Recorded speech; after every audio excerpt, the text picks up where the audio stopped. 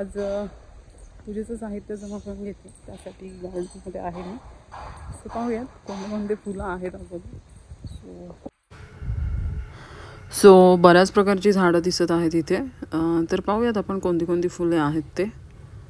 White कलरची जास्वंदाची फुलं दिसत आहेत, ते मी जास्त घेणार नाही आहे. बट डेफिनेटली मला झेंडूचे फुलं भरपूर लागतील, सो मी झेंडूचे फुलं घेणार आहे. ही नागिलीची पानं आहेत, ही तर मस्ट आहेत ह्या पूजेमध्ये, सो हे तर घ्यावेच लागतील. ही झेंडूची फुलं आहेत जी की मी विकत आणली आहेत. घरच्या गार्डनमध्ये एवढ्या मोठ्या साईजची फुले नसल्यामुळे ही विकत आणली आहेत. गुलाबाची फुले ही सुद्धा विकत आणली आहेत. घरी आहेत गार्डनमध्ये पण एवढे अवेलेबल नसल्यामुळे हे पण विकत आणले आहेत फुलं.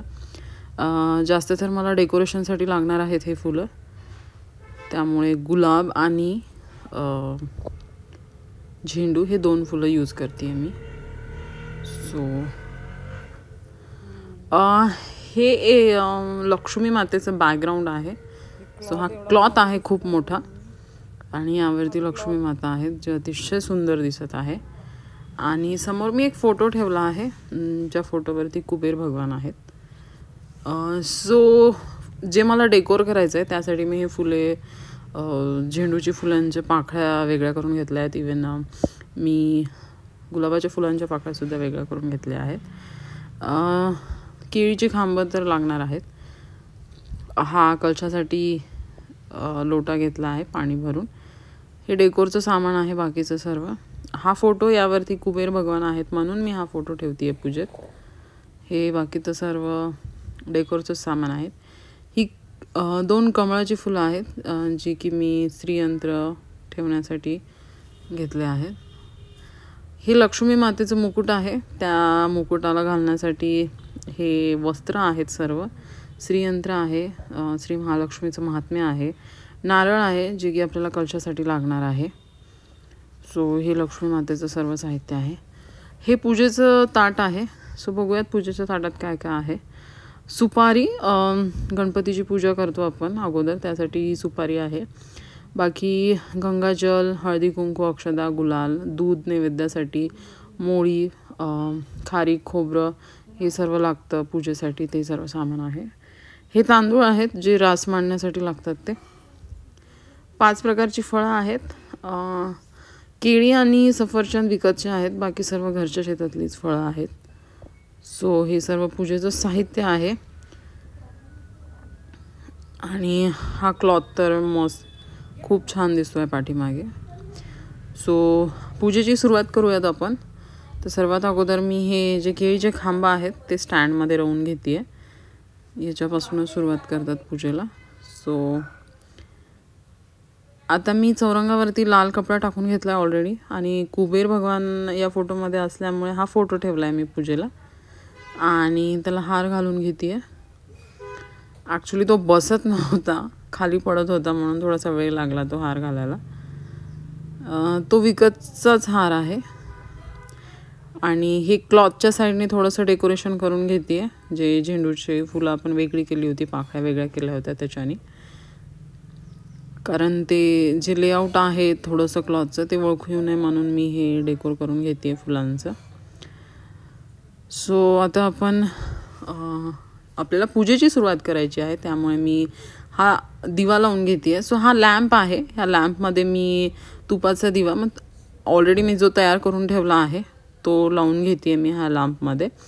छोटीशी आरती मी त्या लॅम्पच्या मध्ये ठेवली आहे आणि तेच दिवा म्हणून मी ठेवणार आहे साईडने.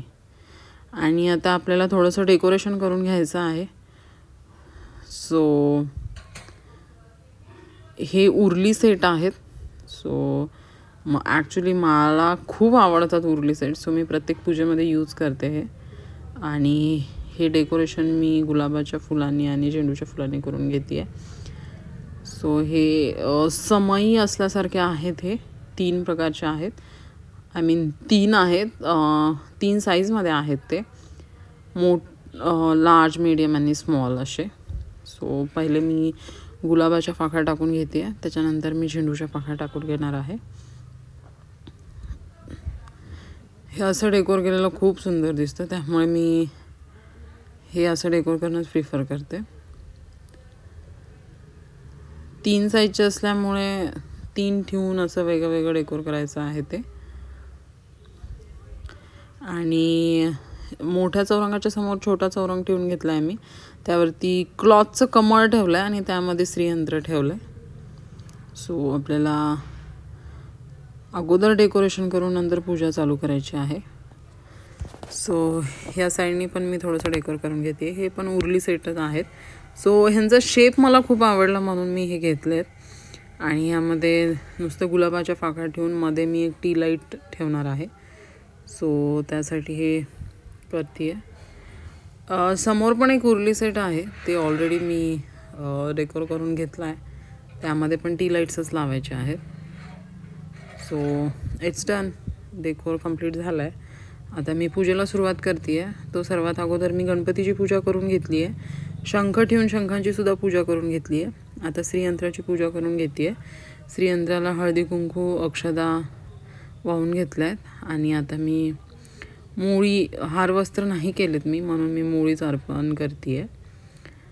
सो पूजा झाली आहे श्रीयंत्राची. आता मी गुलाबाचं फूल वाहते आहे श्रीयंत्राला. ह्या पूजेमध्ये लक्ष्मीची मूर्ती किंवा फोटो ठेवायला सांगतात. पण ॲक्च्युली बॅकग्राऊंडचा क्लॉथ खूप मोठा आहे आणि त्यामध्ये लक्ष्मी एकदम ठळक दिसते. त्यामुळे मी नाही मूर्ती ठेवली आहे दुसरी किंवा दुसरा फोटो ठेवला आहे. सो हेच लक्ष्मीचं फोटो आहे माझा. श्रीयंत्राची पूजा झाली आहे. फुलं वाहून घेते आहे.